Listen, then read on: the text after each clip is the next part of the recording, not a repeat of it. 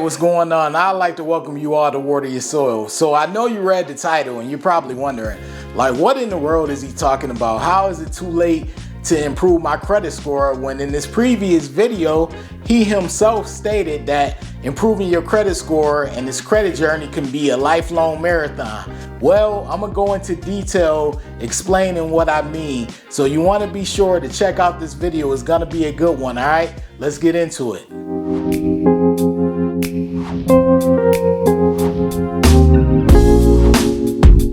So I know some of you are wondering, like, what in the world is he talking about? How can it possibly be too late to improve my credit score? He just said in the previous video that he posted that credit is a lifelong journey and it's a marathon. It's something that you have to do for the rest of your life. So how in the world is it too late to improve your credit? Well, I'll explain some things before things get taken out of context. So I've been helping people with credit for at least the last 3 to 4 years. Once I got my credit to the excellent range and I figured out how credit scoring works, I began to help people improve upon their credit as well. And one thing that I noticed over time that became very common is oftentimes when people want to fix their credit, they come from a place of desperation. So either they want to go and they want to get a home and they're in a rush to get approved for a home, or either they want to get a car. They could have had a situation like I had in my video. Of course, everyone who's a subscriber on this page probably has saw that video in regards to me getting rejected for a car, and that really starting the journey, my credit journey. So there are a lot of things that can cause people to want to have their credit score increased and have it increase in a fast manner. However, one thing about this credit journey, specifically your credit journey, you have to keep in mind that it honestly may take time. Like, there might not be a fast turnover when it comes to the results. So you may have to dig deep and be patient. One thing that I will say about desperation, oftentimes when human beings make errors, especially mental errors, is a result of two things. One is fatigue, either physical fatigue, like they're worn out, so their mind is not working the same because let's say they had a long day, or I used to play football, you have football practice, you're tired, you don't really feel like focusing on certain mental things after football practice because you're tired. Same thing could go for any type of, strenuous workout or strenuous work day or any type of day, whether it's your business, your work life, whatever it may be. Physical fatigue oftentimes has an effect on people's decision making. So does mental fatigue. Mental fatigue definitely does, because when you're mentally fatigued, numbers don't really add up the same. 2 plus 2 start to equal 5, and 6 times 3 starts to equals 28, and all types of crazy things. So your mind really doesn't work the same when it comes to fatigue, whether it's physical or mental fatigue.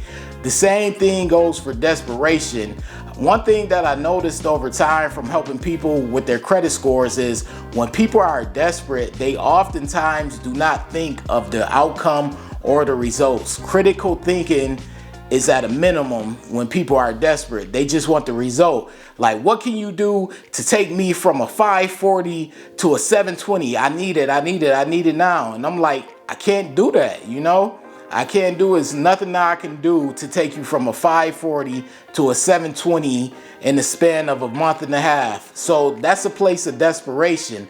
And I'll say, if you're at that place of desperation, that's what I mean by too late, because you have to take your time with this credit journey. And when you want fast results, you'll often set yourself up for, number one, losing money, because you're going to be paying big money out in order to try to have someone repair your credit. And if they're not capable or able to repair your credit, you're going to be out of money. You're probably going to want to, get your money back from them, or things of that nature, all types of unnecessary things. Or number two, you're going to be out of time because you're going to be desperately trying to find different avenues in order to help you fix your credit. And none of those avenues are more than likely going to help you in the amount of time that you're going to need. So if you come to me, or if you go to anyone trying to have your credit score improved in a short amount of time, your options are going to be small, especially if you're trying to do it in a legit way. So one thing that you want to avoid on your credit journey is being desperate. And I'll go back to 7+ years when I first started my credit journey. One of the things that I loved about starting my credit journey is I wasn't desperate.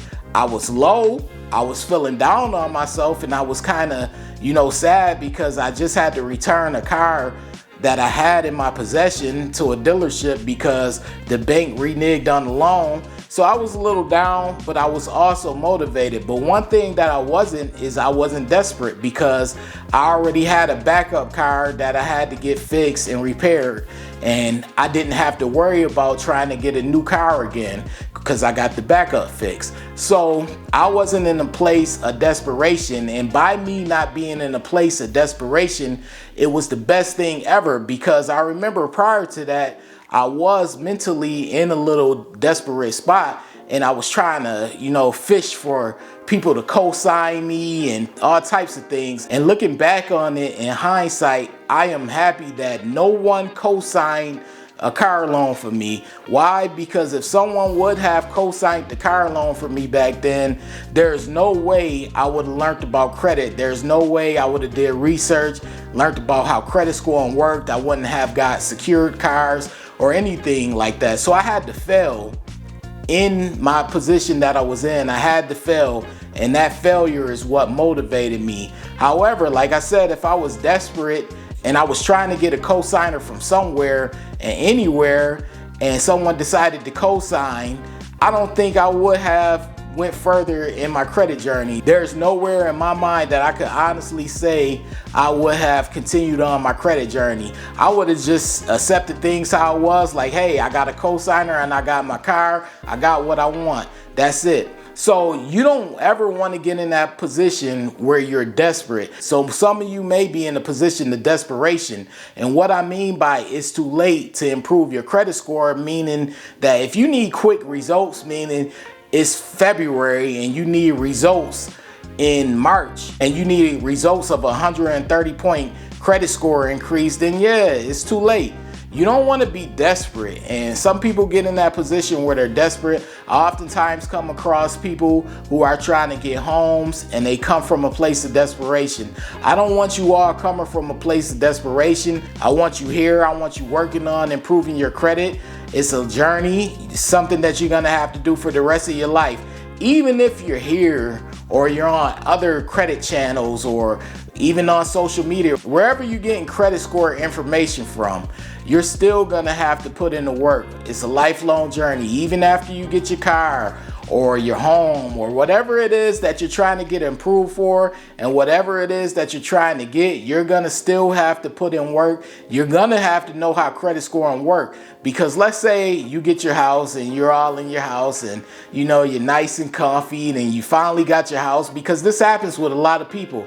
They get their house and everything is fine, because they were able to meet the credit score requirements in order to get their house. However, down the line, they decide, hey, I want a vehicle. I want to go and get a vehicle, but their credit score may not be good enough. Or hey, they may decide that they want to make upgrades to their home, or they want another home, and their credit score is not good enough. So you're always gonna need your credit score. It's a good plan B option. As I always say on this channel, it's at minimum a good plan B option. And that's why I like to talk credit, because it's fun. And as long as the laws currently stay in place, the credit laws, it's gonna be around for a while. So we have to play by their rules or they're gonna play us. Simple as that.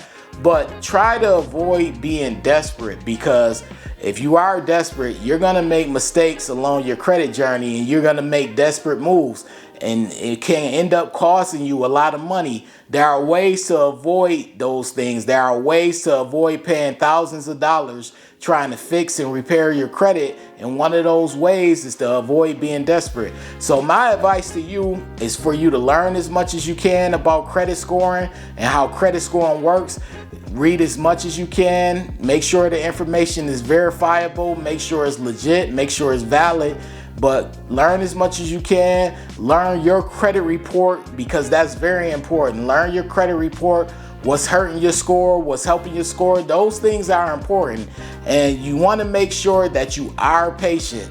That's the big thing. If I could tell anyone anything that's important in regards to fixing your credit, the main thing that you need is patience, because it's something that's going to require patience. 9 times out of 10, it's not going to happen overnight. You don't want to get in a position of desperation, because as I stated, desperation often removes critical thinking, and you try to go with any desperate measure that you can in order to improve your score in the fast amount of time. And that's not really a good thing. But anyways, this is Water Your Soil. I appreciate you all for checking me out. This channel, Water Your Soil, has so many videos on improving your credit. You just got to go through my video section, and I'm sure there is at least 2 to 3 to 4 to 5, whatever amount of videos that can help you out on your credit journey. Make sure you subscribed as well. That way you don't have to go searching for my videos. You could just subscribe, hit the subscribe button below, click on all notifications. That way when my videos pop up, because I do post videos weekly, and when they pop up, you'll get to check it out. But anyways, this is Water Your Soil. I appreciate you all for watching. Hey, new subscribers, just know you are appreciated. It's a lot of you coming around, and I appreciate y'all for rocking with me, because like I always say, there are a lot of YouTube channels and there are a lot of credit channels on YouTube, and you decided to stop by here, and it's very appreciated. All right, this is Water Your Soil, and I'm out.